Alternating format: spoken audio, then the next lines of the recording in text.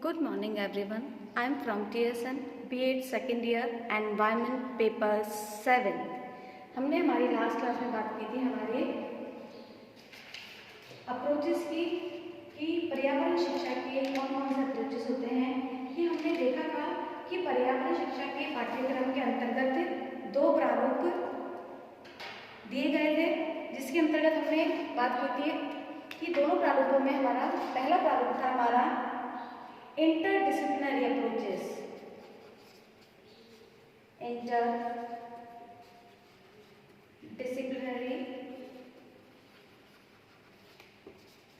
approaches यानी कि इसके अंतर्गत हम देखा था कि क्या है कि इसमें विभिन्न संकायों के विषय इकाइयों से पर्यावरण महत्व के अवयवों को अलग करके पर्यावरण शिक्षा का एक पृथक प्रारूप या पृथक पाठ्यक्रम तैयार किया गया था, जिसको हमने नाम दिया था हमारा एक विषय अंत विषय या इंटरडिसिप्लिनरी अप्रोचेस। और आज हम बात करने वाले हैं हमारे सेकंड अप्रोच, जिसे हम कहते हैं बहुविषय उपागम या मल्टी डिसिप्लिनरी अप्रोचेस। तो हमारा आज का टॉपिक यही है।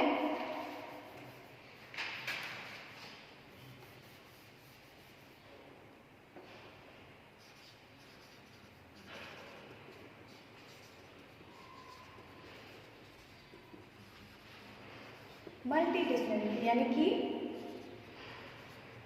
बहु विषय। नाम से ही पता पड़ रहा है कि एक साथ कई सारे विषयों का कॉम्बिनेशन की बात कर रहा है ये।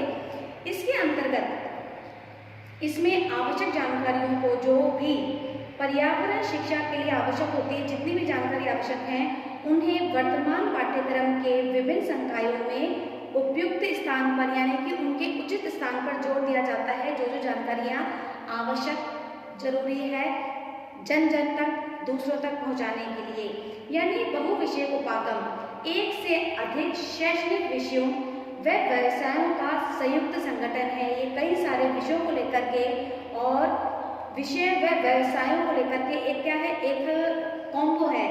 तो जहाँ पर क्या है, कॉम्बिनेशन है, कई तरह की वैरायटी है यहाँ पर।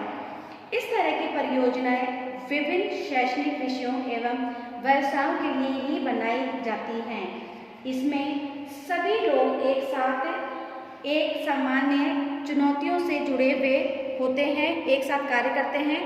बहुविषय व्यक्ति विभिन्न शैक्षणिक विषयों में एक से अधिक डिग्री रखता है। एक से अधिक दैट मीन्स नाम से हमें पता पड़ रहा है बहु दैट मीन्स क्या हो रहा है, कई सारे,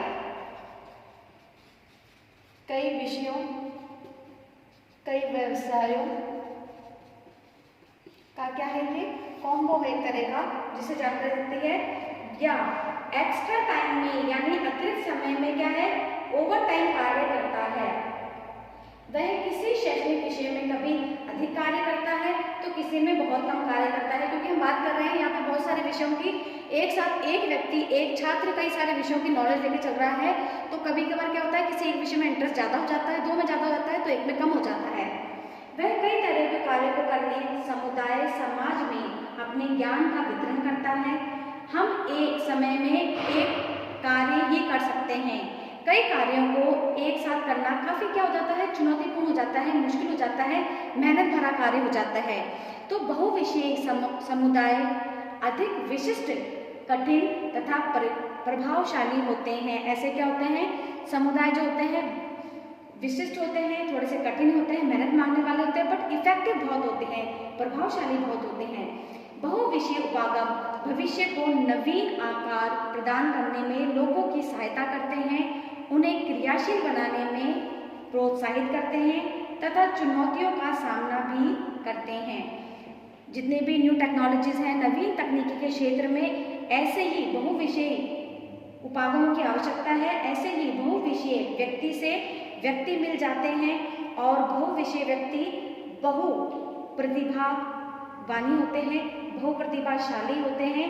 और ऐसे व्यक्ति विभिन्न व्यवसायों में क्या होते हैं, ऐसे व्यक्ति हमेशा डिमांडेबल रहते हैं। हमेशा हर समाज में, हर समुदाय में, हर क्राइटेरिया में, चाहे व्यवसाय में ले लें, चाहे किसी भी क्षेत्र में ले लें, ऐसे व्यक्ति का जो मल्टीपर्पज होगा उसकी क्या होगी, डिमांड अधिक होती है। अब ऐसा क्यों होता है, क्योंकि ये व्यक्ति क्या है, एक से अधिक विषयों की नॉलेज लिए हुए हैं, टैलेंटेड हैं, तो ऐसे विषय व्यक्ति क्या हो गए, हर जगह क्या है, योग्य स्थान भी पाते हैं, उचित स्थान पाएंगे, उचित रिस्पेक्ट पाएंगे, और उनकी डिमांड होगी, हर जगह उनकी मांग होती है, विषय, समझ, योग्यता, सभी चीज़ों को लेकर के वो चलते हैं।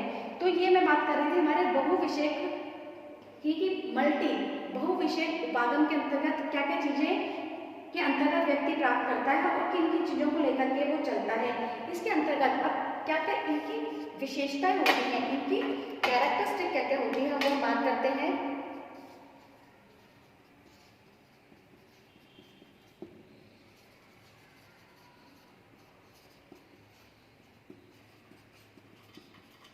अब इसके अंतर्गत जैसे कि नाम से हमें पता है कि कई सारे विषयों को लेकर चलता है, तो हम बात कर रहे हैं पहले बहुविषय उपागम के अंतर्गत क्या है, छात्र प्राकृतिक पर्यावरण के साथ साथ सामाजिक पर्यावरण का भी अध्ययन करते हैं। क्या है, प्राकृतिक पर्यावरण के साथ साथ बच्चा क्या है,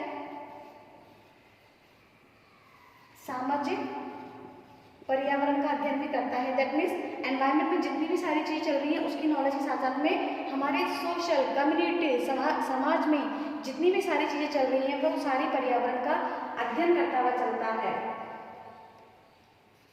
हम नेक्स्ट बात करें तो बहुविषय उपागम यानी कि मल्टीडिसिप्लिनरी अप्रोचेस के अंतर्गत अप्रोचेस क्या है, ये सम्मिलित सभी विषय अधिक विशिष्ट व प्रभावशाली होते हैं। इसके अंतर्गत क्या होते हैं, सभी सम्मिलित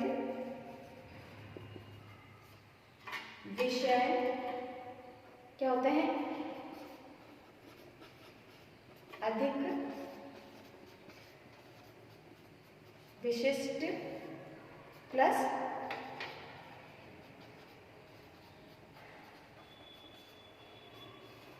प्रभावशाली होते हैं। छात्रों को व्यावसायिक ज्ञान प्रदान करने और उन्हें आत्मनिर्भर बनाने का प्रयास किया जाता है। क्या है, छात्रों को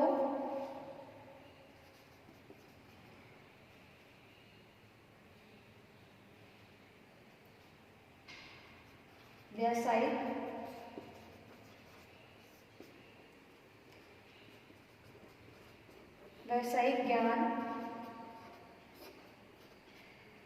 ज्ञान प्रदान करना और उनके साथ में उसको ज्ञान दे करके उसे क्या करना,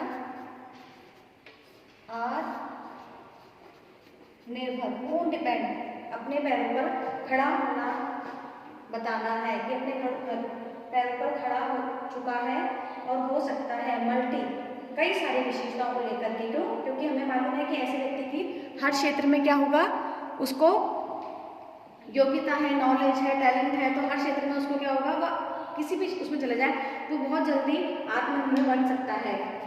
हम नेक्स्ट डे की बात करें तो बहुविषय उपागम जो कि अधिक शैक्षणिक विषयों का संयुक्त संगठन है, तो उससे छात्रों में ज्यादा विषयों को समझने की योग्यता आती है और ऐसे छात्र बहुप्रतिभाशाली हो जाते हैं। क्या होता है, मल्टी टैलेंटेड हो जाते हैं कि शैक्षणिक विषयों का संयुक्त संगठन है, शैक्षणिक विषयों का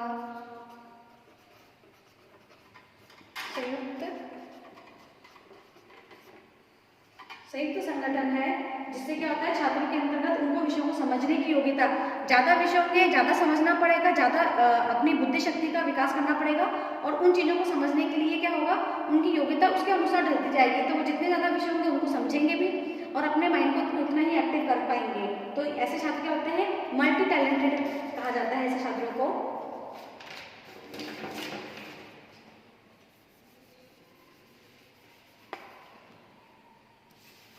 छात्रों को अधिक से अधिक विषयों की सामान्य जानकारी प्राप्त होती है। जब वो अधिक विषय अंदर जा रहे हैं, डीप बात कर रहा है, तो बेसिक जितने भी सब्जेक्ट हैं उनकी नॉलेज उनको होती है।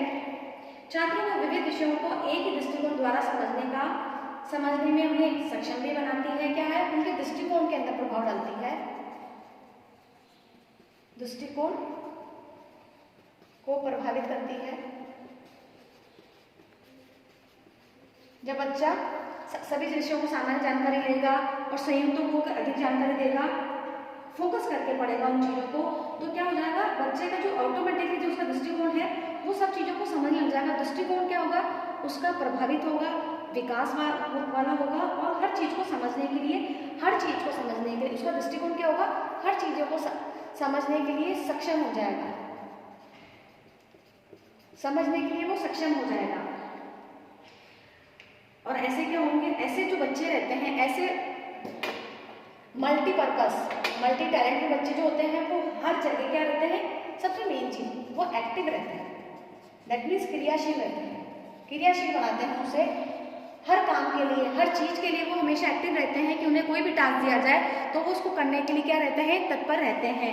तो ये मैंने बात करी थी आपको कि भाई मल्टीडिसिप्लिनरी अप्रोचेस के अंतर्गत क्या क्या चीज़ें आती हैं कि एक साथ कई विषयों को लेकर के आता है, विषयों का ज्ञान होता है, जिसके कारण बच्चे के ज्ञान के साथ में उसको व्यावसायिक नॉलेज दी जाती है, व्यवसाय के क्षेत्र में वो कदम रखता है, प्राकृतिक और सामाजिक विशेषताओं को लेकर आगे बढ़ता है, मल्टीपर्पस होता है, मल्टी टैलेंटेड होता है।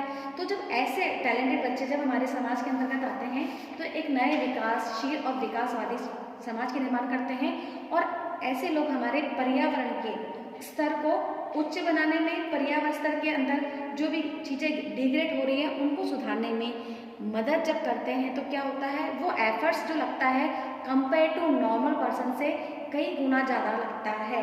हम हमारे नेक्स्ट क्लास में इसी टॉपिक को कंटिन्यू करेंगे, अप्रोचेस के बारे में हम डिटेल में मिलेंगे। तब तक के लिए टिल देन बाय।